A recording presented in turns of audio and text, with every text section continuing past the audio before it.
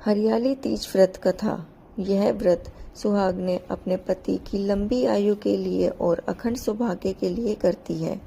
यह कथा स्वयं भोलेनाथ ने माता पार्वती को उनके पूर्व जन्म को याद कराने के लिए सुनाई थी।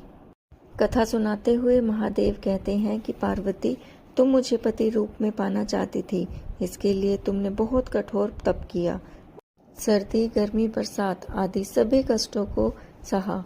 इसे देखकर तुम्हारे पिता बहुत चिंतित हो गए। एक बार विष्णु जी की आज्ञा से नारद जी तुम्हारे घर गए और तुम्हारे पिता से कहा कि विष्णु जी तुमसे विवाह करना चाहते हैं।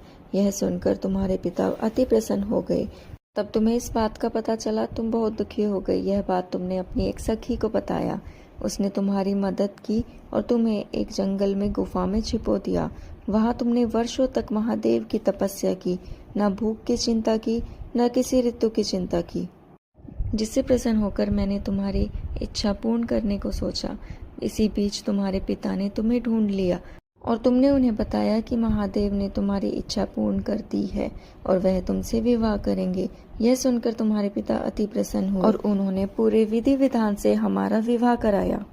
हे पार्वती, जिस तरह तुमने मेरा ये कठोर व्रत किया और हमारा ये विवाह संपन्न हुआ, उसी तरह यदि कोई स्त्री हरियाली तीज का व्रत पूरी श्रद्धा और निष्ठा से करेगी तो मैं उसे मनवांछित और अखंड सौभाग्य का वरदान दूंगा।